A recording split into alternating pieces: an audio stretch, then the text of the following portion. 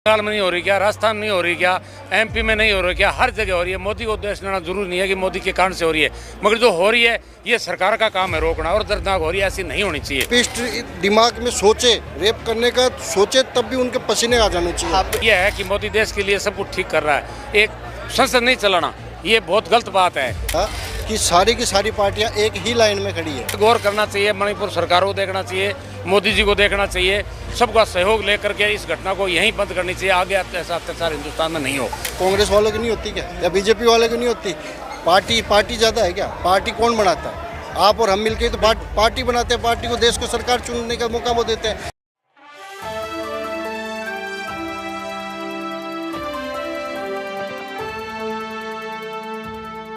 तो इस मौन सत्याग्रह में पहुंचे लोगों से जानना चाहेंगे कि क्या मणिपुर की घटना और जो मणिपुर की घटना पर राजनीति चालू है उसकी परिणति से वहां के लिए न्याय या दूर हो रहा है या पास हो रहा है। साहब, आपसे जानना चाहेंगे, मणिपुर 2 महीने से ज़्यादा समय से झुलस रहा है जी। संसद का मानसून सत्र शुरू हो गया जी। कांग्रेस और तमाम विपक्षी पार्टियों की मांग है कि प्रधानमंत्री मोदी आके वक्तव्य दें, लेकिन कल रविशंकर प्रसाद का कहना है कि विपक्षी चर्चा से दूर भाग रहा है, हर बात के लिए प्रधानमंत्री मोदी का वक्तव्य देना जरूरी नहीं। सभी को नमस्कार, मैं महेंद्र सिंह राठौर, राष्ट्रीय राजपूत करणी सेना महासंगठन मंत्री दिल्ली प्रदेश। और मैं ये कहना चाहता हूँ, ये जो घटना हुई है ये बहुत ही दर्दनाक घटना है, मगर ये नहीं है कि मोदी होने से हो रही है। एक मणिपुर में हो रही है वो ठीक है, बंगाल में नहीं हो रही क्या, राजस्थान में नहीं हो रही क्या, एमपी में नहीं हो रही क्या, हर जगह हो रही है। मोदी को उद्देश्य लेना जरूरी नहीं है कि मोदी के कारण से हो रही है, मगर जो हो रही है ये सरकार का काम है रोकना, और दर्दनाक हो रही है, ऐसी नहीं होनी चाहिए। ये शर्मसार है, हिंदुस्तान के लिए नहीं पूरे वर्ल्ड में मैसेज आता है कि औरतों के साथ में जो अत्याचार हुआ है ये नहीं होना चाहिए। मगर यह है कि मोदी देश के लिए सब कुछ ठीक कर रहा है, एक संसद नहीं चलाना, ये बहुत गलत बात है। क्यों नहीं चलने दे रहे हैं संसद? अगर कांग्रेस का राज हो, अगर घटना हो तो क्या संसद नहीं चलेगी? संसद अपनी जगह है, अरबों खरबों रुपए खर्चा हो रहा है संसद में, और ये बाधित कर रहे हैं, ये भी एक अच्छा नहीं है। क्या इनके जो स्टेट में सरकार जो अपोजिशन कर रही है इनमें कोई नहीं है क्या? इसमें महिलाओं पर अत्याचार नहीं हो रहा क्या? सब जगह हो रहा है, मगर ये भी एक अच्छी बात नहीं है जो संसद नहीं चल रहे हैं। हाँ, इस पर गौर करना चाहिए, मणिपुर सरकार को देखना चाहिए, मोदी जी को देखना चाहिए, सबका सहयोग लेकर के इस घटना को यहीं बंद करनी चाहिए। आगे ऐसा अत्याचार हिंदुस्तान में नहीं हो। ये बहुत कुछ हो गया। आपको क्या लगता है कि 2 महीने से मणिपुर झुलस रहा है, या राजनीतिक कारणों से? मणिपुर को भारत का गहना भी बोलते हैं क्योंकि 9 पहाड़ों से घिरा हुआ है मणिपुर। तो राजनीतिक गहने को राजनीतिक पार्टियां पहनकर उसे 2024 के लिए एक एजेंडा सेट किया जा रहा है। ये सभी जो राजनीतिक पार्टियां हैं, चाहे बीजेपी हो, चाहे कांग्रेस हो, चाहे एलजेपी हो, XYZ, जो भी सारी जो भी पार्टियां हैं, मेरी नज़र के अंदर तो सारी की सारी एक ही है। बीजेपी वाले राज्य में होता है तब कांग्रेस वाले झंडा उठा देते हैं। कल का ही वाक़या बताता हूँ, राजस्थान का।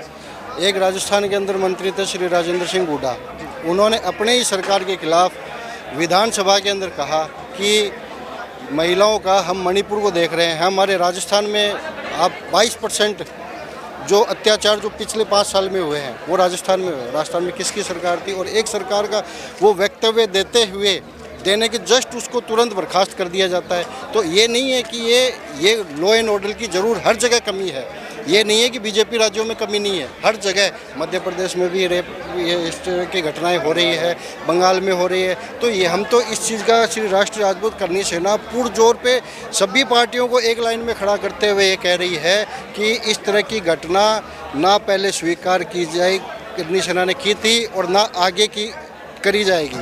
तो इसी तरह का कुछ ना कुछ इनका एक ये जो रेप जो हो रहे हैं, इस तरह की जो घटना हो रही है, इन घटनाओं को तुरंत प्रभाव से रोकने के लिए एक कमेटी या इस तरह के कुछ न कुछ कानून बनाना चाहिए जो कि रेपिस्ट दिमाग में सोचे रेप करने का सोचे तब भी उनके पसीने आ जाने चाहिए। आप एक बात कह रहे हैं राजपूत करणी सेना से, कल चंद्रशेखर आज़ाद यूपी वाले जो हैं नए नेता, युवा नेता बने हैं, उन्होंने आकर यहाँ पर काफ़ी बड़ा एक प्रदर्शन किया, प्रतीकात्मक प्रदर्शन किया।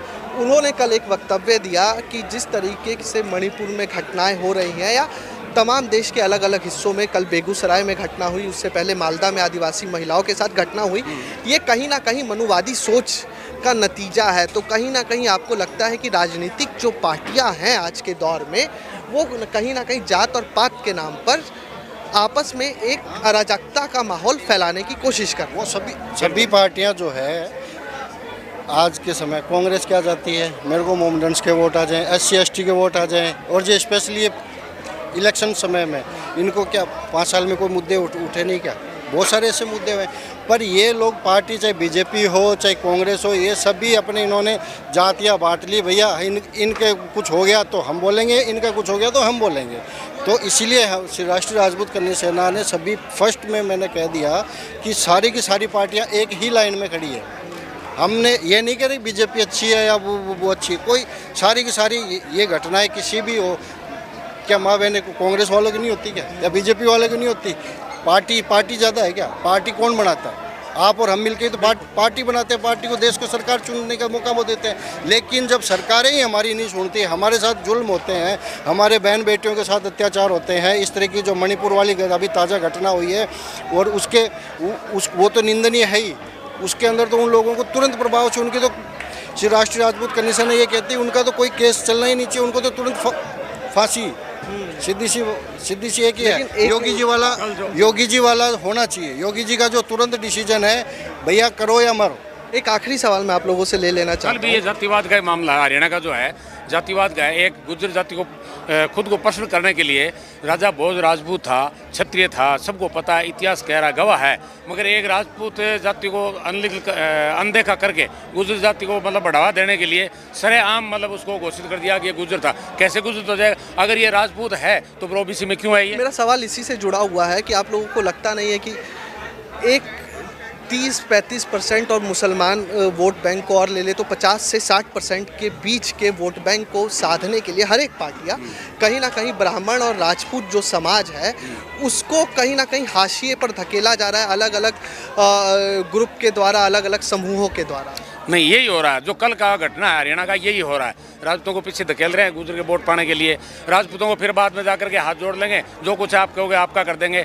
ऐसा नहीं है। हरियाणा के अंदर राजपूत बीजेपी को एक भी वोट नहीं देगा। कल की घटना को देखते हुए सब बात है, चाहे बीजेपी गुर्जरों कितने वोट ले लेगी, कोई दोनों का बहुत बहुत धन्यवाद।